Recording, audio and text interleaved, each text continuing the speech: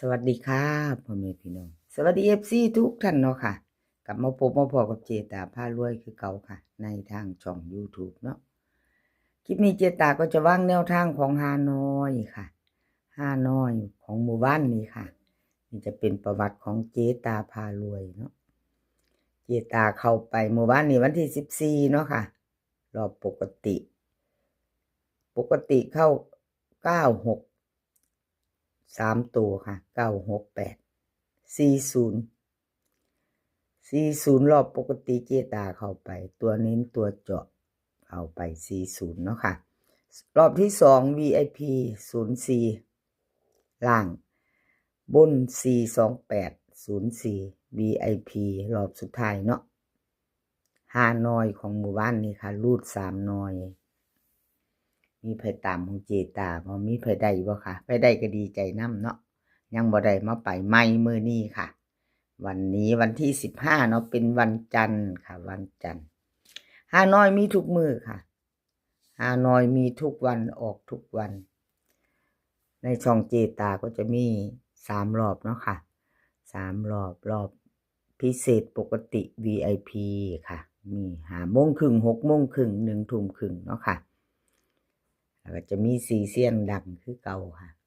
เจ๊ตาพารวยแนวทางพ่อกิ่งอสมใจแล้วก็เจ๊ปากแดงค่ะ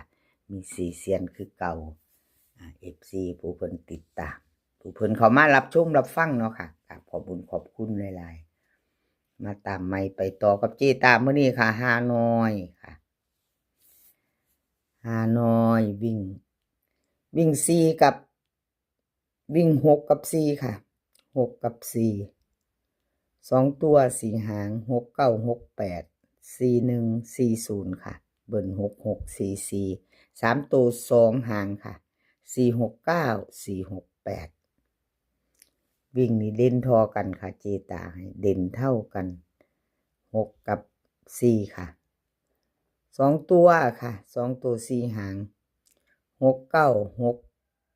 69684140ค่ะเอาเน้น68กับ41ค่ะเอาแต่เน้น3ตัว1หาง468ค่ะของเจตาใครจะไปต่อกับแคปหน้าจอเนาะค่ะฮานอยมีทุกวัน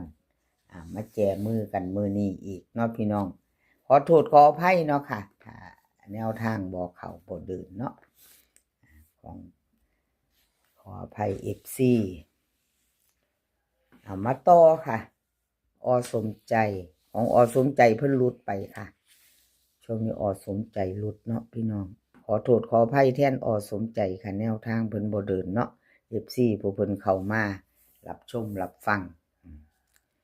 หลุดอีกแล้วบ่เจตาบัดนี้หลุดค่ะไม่มาไม่เดิน3รอบเนาะชัดเจนหลุดก็คือหลุดเนาะค่ะพี่น้องขออภัยหลายๆขออภัยแทนอสมใจเนาะวันที่14เมื่อวานนี้ค่ะที่แนวทางเพิ่นบ่เดินบ่เข้าขอโทษขออภัยแทนเพิ่นมื้อนี้มาไปต่อไปใหม่ค่ะใครจะตามอสมใจก็แคปหน้าจอไว้พิจารณาเนาะรูด3น้อยค่ะรอบแรกพิเศษ5:30รอบปกติ6:30รอบ VIP ค่ะ1:30เนาะฮานอยมีทุกมือค่ะพี่น้องออกทุกวันไม่มีวันหยุดฮานอยอสมใจค่ะอสมใจวิ่งรูดเพิ่นให้มาวิ่ง4กับ7ค่ะ2ตัว4หาง46 47 48 79เบิ่น44 77ค่ะ3ตัวนี่2หางค่ะ4 47 778มือนี้ค่ะมาต่อใหม่เน้นเด่น4กับ7เน้น4778 3ตัวค่ะ3หาง778ของอสมใจค่ะอสมใจฮานอยมีทุกวันออกทุกวันกราบขอบคุณอสมใจหลายๆค่ะ ที่ให้แนวทางมาวางทางช่องของเจตาเนาะเป็นกำลังใจให้คือเก่าค่ะเจตาเป็นกำลังใจให้แม่นว่าจะหลุดไปกับมื้อนี้มาแจ้ใหม่เนาะพี่น้องครับขอบคุณ FC ที่เขามาเป็นกำลังใจให้คือกันค่ะเจตาเป็นกำลังใจให้ทั้ง FC ทั้งสมใจเนาะค่ะเป็นแนวทางเพิ่นจะหลุดไปก็บ่เป็นหยังมื้อนี้มาไปต่อไปใหม่ค่ะ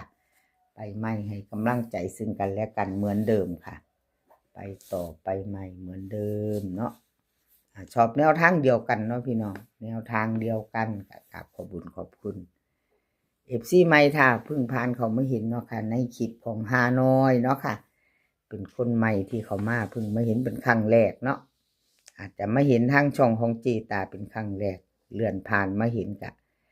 ชอบคลิปนี้เนาะค่ะชอบคลิปแนวทางของฮานอยก็ฝากกดติดตามค่ะ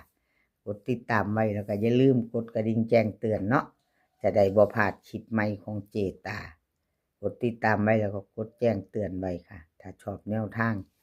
ในช่องของเจตาพารวยเนาะค่ะฮานอยค่ะแนวทางพ่อเก่งเป็นของหมู่บ้านนี่ค่ะวันที่14แนวทางพ่อเก่งเข้าไป1รอบเนาะค่ะเข้าไป1รอบค่ะรอบพิเศษ3ตัวเอาล่างคือบ่เขียนละเจตาวันนี้พิเศษขออภัยด้วยพี่น้องบ่ได้เขียนล่างเขียนตะบุญแม่เขียนต้านถือของเพิ่นเนาะอันล่างเราบ่เขียนลงเจตาเจ้านี่ก็ได้เอาพิเศษค่ะ760ของเพิ่นเข้าไปในตัวเน้นตัวเจาะเขียนแต่3ตัว2ตัวบนค่ะ60แนวทางพบเก่งขออภัยเด้อพี่น้องล่างบ่เขียนในเพิ่นแนวทางพบเก่งพิเศษแนวทางพบเก่งเข้าไป1รอบเนาะค่ะเข้าไป1รอบมาตามต่อไปใหม่แนวทางพบเก่งเลขทุกตัวเอามาวางเพื่อเป็นแนวทางค่ะโปรดใช้วิจารณญาณในการรับชมเป็นอย่างสูงเนาะค่ะเป็นเพียงแนวทางมีเขามีลุดเนาะหลุดไปอากาศขอโทษขออภัย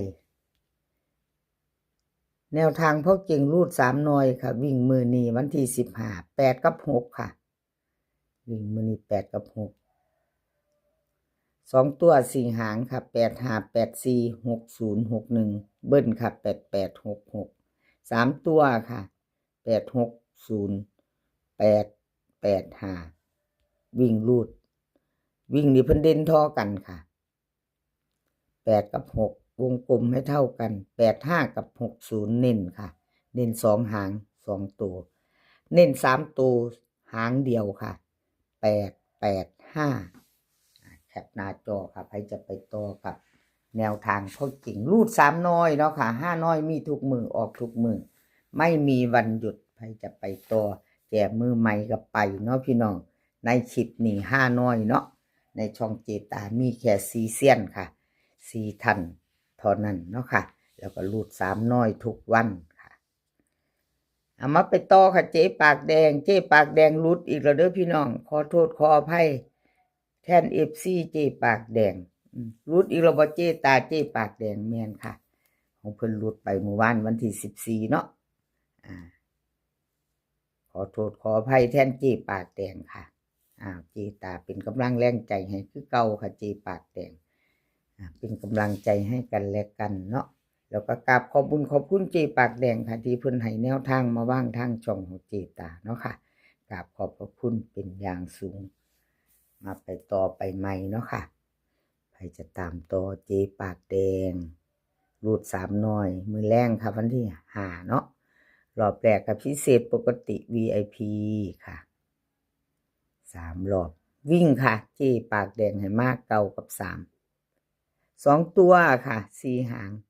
98 97 30 31เบิ้ลค่ะ9933 3ตัว2หางค่ะ930 998รูดค่ะเพิ่นให้มาวิ่ง9กับ3ดินทอกัน